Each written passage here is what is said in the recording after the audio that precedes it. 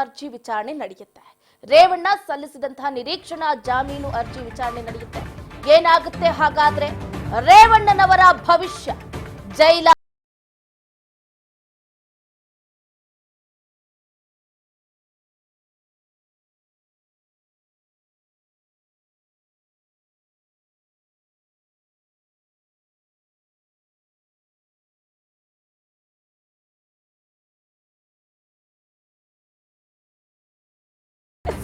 April 29ರಂದು ಮನೆ ಕೆಲಸದಾಕಿಯನ್ನ kidnap ಮಾಡಿದ್ದಾರೆ ಅನ್ನುವಂಥ ಬಹು ದೊಡ್ಡದಾದಂತಹ ಆರೋಪ ಈಗ ರೇವಣ್ಣ ಕುಟುಂಬಸ್ಥರ ಮೇಲೆ ಇರುವಂಥದ್ದು.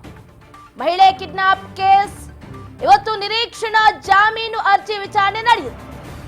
ರೇವಣ್ಣ ಸಲ್ಲಿಸಿದ್ದ ನಿರೀಕ್ಷಣಾ ಜಾಮೀನು ಅರ್ಜಿ ಇವತ್ತು ಏನಾಗುತ್ತೆ ಅನ್ನುವಂಥ ಕುತೂಹಲ ಹೆಚ್ಚಾಗಿದೆ. ಇಂದು ಬೆಳಗ್ಗೆ 11 ಗಂಟೆಗೆ ಜಾಮೀನು ಅರ್ಜಿ ವಿಚಾರಣೆ ನಡೆಯಲಿದೆ. ಬೆಂಗಳೂರಿನ ಜನಪ್ರತಿನಿಧಿಗಳ ವಿಶೇಷ ಕೋರ್ಟ್ನಲ್ಲಿ ಅರ್ಜಿ ವಿಚಾರಣೆ ನಡೆಯುತ್ತೆ. ರೇವಣ್ಣನವರ ವಿರುದ್ಧ ದಾಖಲಾಗಿರುವಂತಹ ಜಾಮೀನು ರಹಿತ ಸೆಕ್ಷನ್ ಏನಾಗುತ್ತೆ ಹಾಗಾದ್ರೆ? ಜಾಮೀನೆ ನಾನ್ ಬೇಲಬಲ್ ಸೆಕ್ಷನ್ ಈಗ ಆಗಿರುವಂತ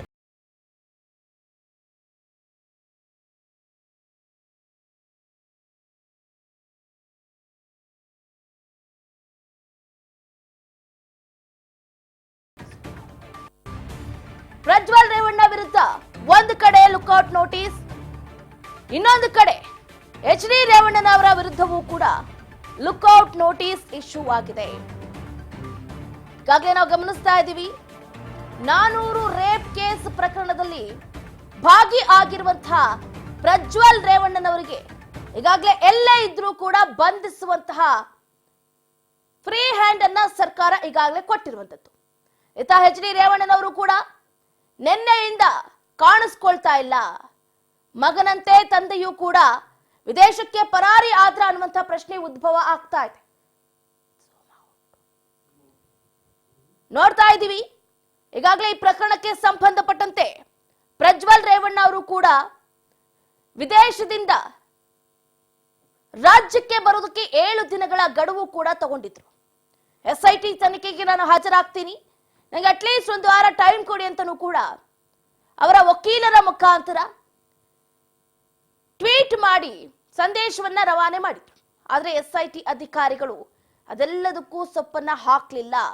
ಸ್ಪೆಷಲ್ ಇನ್ವೆಸ್ಟಿಗೇಷನ್ ಟೀಮ್ ಎಲ್ಲೇ ಇದ್ರು, ಹೇಗೆ ಇದ್ರು, ಪ್ರಜ್ವಲ್ ರೇವಣ್ಣ 24 ಗಂಟೆಯ ಒಳಗಡೆ ತನಿಖೆಗೆ ಹಾಜರಾಗಬೇಕು ಅಂತ ಲುಕ್ಔಟ್ ನೋಟಿಸ್ ಅನ್ನು ಕೂಡ ಇಶ್ಯೂ ಮಾಡಿತು. ಅದಾದ ನಂತರ ಬ್ಯಾಕ್ ಟು ಬ್ಯಾಕ್ ತಂದೆ ಮಗನ ಮೇಲೆ ಯಾವಾಗ FIR ಗಳು ಹೆಚ್ಚಾಯ್ತು, ಇತ್ತ HD ರೇವಣ್ಣ ಸೇರಿದಂತೆ ಪ್ರಜ್ವಲ್ ರೇವಣ್ಣ ಅವ್ರಿಗೂ ಕೂಡ ಈಗ ಒಂದು ರೀತಿಯಾದಂತಹ ಭಯ ಆತಂಕ ಶುರುವಾಗಿದೆ. ನಾನ್ ಬೇಲೆಬಲ್ ಪ್ರಕರಣಗಳು ದಾಖಲಾಗ್ತಾ ಇದೆ.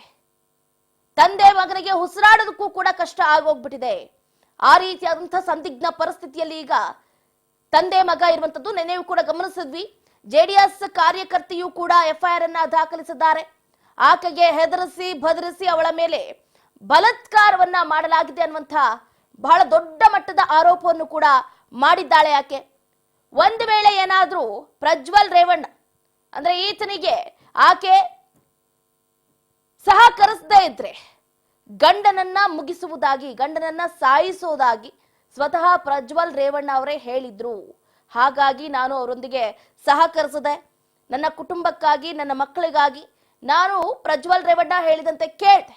ಬಟ್ ನಿಜಕ್ಕೂ ಕಾಮುಕ ಪಿಶಾಚಿ ಆತನ ವಿರುದ್ಧ ಕಠಿಣ ಕ್ರಮವನ್ನ ಕೈಗೊಳ್ಳಿ ಅಂತ ಇತ್ತ JDS ನಾಯಕಿ ನೆನೆ ದೂರಿನಲ್ಲಿ ಯಾವಾಗ ಇವೆಲ್ಲವನ್ನ ಉಲ್ಲೇಖ ಮಾಡ್ತಾ ಹೋದ್ಲು, ಇತ್ತ HD ರೇವಣ್ಣನವರು ಕಾಣೆ ಆಗಿದ್ದಾರೆ ಅನ್ನುವಂತಹ ಮಾಹಿತಿಯೂ ಕೂಡ ಲಭ್ಯ ಆಗ್ತಾ ಇದೆ.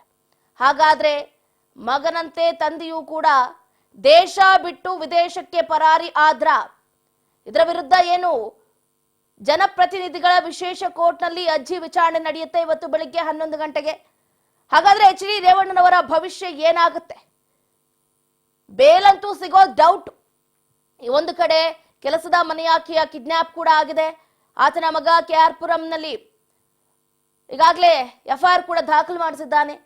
ಅದೊಂದು ದೊಡ್ಡ ಇಶ್ಯೂ ಆದ್ರೆ ಇತ್ತ JDS ಕಾರ್ಯಕರ್ತೆಯೂ ಕೂಡ ಲೈಂಗಿಕ ಕಿರುಕುಳ ಹಾಗೆ ಬಲಾತ್ಕಾರದ ಪ್ರಕರಣದ ಮೇಲೆ ಪ್ರಜ್ವಲ್ ರೇವಣ್ಣ ವಿರುದ್ಧ ಈಗಾಗಲೇ ಎಫ್ಐಆರ್ ಕೂಡ ದಾಖಲು ಮಾಡಿದ್ದಾರೆ. ನೋಡೋಣ ಹಾಗಾದ್ರೆ ಈಗಾಗಲೇ ಬರೋಬ್ಬರಿ 10ಕ್ಕೂ ಹೆಚ್ಚು ಸಂತ್ರಸ್ತೆಯರು ಒಂದು ಕಡೆ ದೂರನ್ನ ದಾಖಲಿಸಿದ್ರೆ, ಇಬ್ಬರು ಸಂತ್ರಸ್ತೆಯರು, ಒಂದು ಕಿಡ್ನಾಪಿಂಗ್ ಕೇಸ್, ಇನ್ನೊಂದು ಬಲಾತ್ಕಾರದ ಕೇಸ್ ಬಲವಾಗಿ ಎಚ್ ಡಿ ರೇವಣ್ಣ ಹಾಗೆ ಪ್ರಜ್ವಲ್ ರೇವಣ್ಣ ಅವರನ್ನ ಕಾಡ್ತಾ ಇದೆ. ನೋಡ್ಬೇಕಾಗುತ್ತೆ ಮಹಿಳೆಯ ಕಿಡ್ನಾಪ್ ಪ್ರಕರಣ ಎಚ್ ಡಿ ರೇವಣ್ಣನವರಿಗೆ ಎಷ್ಟರ ಮಟ್ಟಿಗೆ ಉರುಳಾಗುತ್ತೆ, ಏನು, ಯಾಕೆ ಕಿಡ್ನಾಪ್ ಮಾಡಿಸಿದ್ರು ಅಥವಾ ಕಿಡ್ನಾಪ್ ಮಾಡಿಸಿದ್ದು ರೇವಣ್ಣನವರ ಕುಟುಂಬದವರ, ಏನು ಎತ್ತ ಅಂತ ವಿಷಯ ತಿಳಿಬೇಕಾಗಿದೆ.